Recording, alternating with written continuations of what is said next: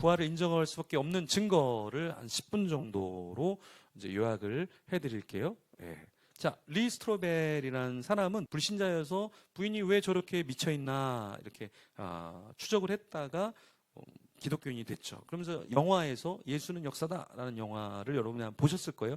거기에 이제 왜 인정할 수밖에 없나 영화에 있는 내용입니다. 자, 첫 번째, 리버티 신학교 교수님을 만나 보니까 자, 기록이 수십 년, 수백 년이 아니라 부활 후에 몇 달 내의 증언들이 기록이 되어 있다. 그리고 사도 바울이 살아있을 때 예수님을 만났고 그 부활에 대해서 기록을 했잖아요. 그죠? 이런 걸 보니까 굉장히 신빙성이 있다. 그리고 500명 이상의 사람들을 만났네? 믿을 수 있다. 이렇게 본 거고요. 고고학자는 일리아드 사본이 1565개인데 BC 800년에 쓰여졌어요. 근데 사람들이 그걸 믿어. 한참 뒤에 쓰여졌는데도 믿어. 그런데 신약은 사본이 더 많아. 5843개인데 또 성경이 바로 쓰여졌어. 사도 바울이 바로 썼어. 그리고 공간복음 저자들이 바로 썼어. 사도 요한 같은 경우는 바로 밤모습에서 막 환상 계시로 막 글을 썼잖아요. 그죠? AD 90년경에. 예, 그렇잖아요. 100년 안 될 때 막 성경이 쓰여졌잖아요. 이건 지금 800년 막 지나고 막 이러고 뭐 사본이 뭐 많다 그래도 지금 우리는 사본이 5843개인데 왜 못 믿냐. 공학적으로. 바로 쓰인 건데 이렇게 믿을 수 있다. 자, 성수학자 증언을 통해서 처형 후에 매장된 거 허용됐다. 이 실제로 매장될 수 있다. 그리고 빈 무덤 증언한 사람들이 이렇게 많은데 그리고 여자를 증인으로 세운 거는 바보 같은 일인데 여자를 증인으로 세웠다는 거는 그 당시에 다 왜 그 사람이 증인이 됩니까? 말도 안 되게. 그러니까 진짜 꾸며내려면 남자들을 증언으로 세워야지. 제대로 꾸미려면 그렇잖아요. 똑똑한 사람 판사를 세워서 이렇게 해야 조작이지. 아니, 조작하려고 하는 사람이 말도 안 되는 어린애를 데려다가 어린애한테 그거를 뭐 믿게 하고 말하게 하는 그건 말도 안 된다. 그래서 그 당시에 제일 증인으로 채택할 수 없는 여자들을 세운 것은 누군가를 속이려고 한 게 아니라 그 사실을 그냥 말하게 했던 것이다. 이렇게 변증하는 거죠. 그리고 미국의 신장 폐혈액 연구소 전문의를 통해서 기절설 말이 안 된다.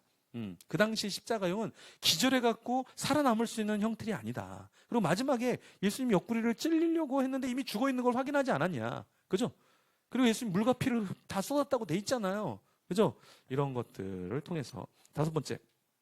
이제 그 다음에 5가지의 부활의 증거에 대해서 리 스트로벨이 책에서 증언하는 5가지. 첫 번째, 빈 무덤이다라는 거예요. 이제 부활이라는 책에서 폴 비슬리 머레이도 이 공간복음에 보면 다 빈 무덤에 대한 이야기를 하고 있다. 그래서 이 빈 무덤이 증거가 된다. 두 번째는 부활에 목격한 자들이 500명 이상이다. 이 집단적인 환상이 일어날 확률은 거의 없다.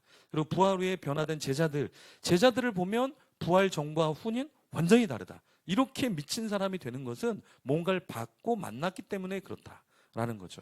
그리고 리 스트로벨도 자기가 이렇게 변화된 건 주님 때문에 자기가 변화됐다 이야기를 하죠. 그 다음에 부활 사건에 대한 초기 교회의 기록을 보면 십자가 부활의 복음이라는 책에서 정명호 저자가 예수님께서 십자가에서 죽음을 당하고 부활하신 것을 통해 우리가 토요일에서 안식일이었던 토요일에서 주일 예배를 드리는 것 이것만 봐도 부활 사건이 얼마나 큰 것인지 우리는 알 수 있다라는 거죠. 죽은 자 가운데서 부활이란 무엇인가? 라는 책에서 이 클라이드 필링턴 주니어가 뭐라고 얘기했냐면 바울이 이전과 다른 부활에 대해서 논했다. 그게 무슨 말이냐면 부활이라는 이 내용이 아나스타시스 자, 이 단어와 엑스 아나스타시스라는 단어가 있는데 이게 조금 다르다라는 거예요. 그래서 이 내용을 보면 빌립보서 3장 10절, 3장 11절에 보면 그리스도와 그 부활의 권능과 그 고난에 참여함을 알고자 하여 어떻게 해서든지 죽은 자 가운데서 부활에 이르려 하노니 라고 했을 때 여기에 엑스 아나스타시스라는 이 단어는 죽은 자의 자리에서 벗어나는 특별한 부활에 대해서 논했다라는 거예요. 그래서 이 용례가 다른 것과 다르다. 이 부활이라는 단어는 그걸 얘기하고요. 부활에 대한 적대적인 증거는 뭐냐? 자, 전문가들의 의견은 어떠하다고 하는가? 이거를 우리가 이제 봐야 되는데요.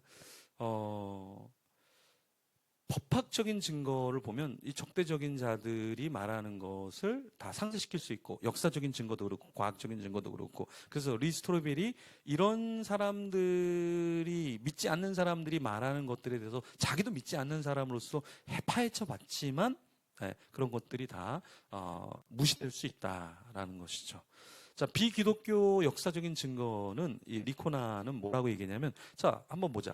타키투스라는 이 역사책 연대기에서 보면 예수가 티베리우스 황제 치하에서 본디오 빌라도에게 처형당했다라는 게 기록이 되어 있다. 이건 기독교 문헌이 아니다라는 거예요. 두 번째, 요세푸스는 로마인을 위해서 기록되었다고 하는데, 어떻게 기독교에 대한 내용의 십자가 처형, 그리고 초기 기독교 공동체에 대해서 이야기하는데 거짓말을 하겠느냐, 그러면서 기적을 행한 사람이라고 적어놨거든요. 그래서 요세푸스의 기록에도 로마인들을 위해서 썼다면 로마인들에게 좋아할 내용을 써야 되는데, 이런 내용을 썼다라는 것은 놀랍다라는 거죠. 폴리니우스는, 자, 이 로마 총독이었던 폴리니우스가 황제에게 보내는 편지에서 초기 기독교인들이 매주 예수께 찬송하며 모였다라는 기록이 있다라는 거예요. 그리고 루키아누스라는 이 책에 보면은 기독교인들이 십자가에 못 박힌 예수를 신으로 숭배했음을 기록하고 있어요. 네. 그래서 이걸 인정하는 내용들이 있다. 그럼 외경이라는 건 뭐냐면, 개신교 성경에서는 제외됐지만 가톨릭과 동방 정교회에서는 인정하는 그러한 문헌, 그게 외경이라는 거죠. 네. 그 외경, 이사야 승천기에 보면 예언자 이사야의 환상을 통해서 천상의 세계와 그리스도의 강림 및 부활을 묘사하는 내용이 있습니다. 베드로 묵지록에는 부활 이후의 최후의 심판과 천국의 모습을 상세히 묘사하고 있어요.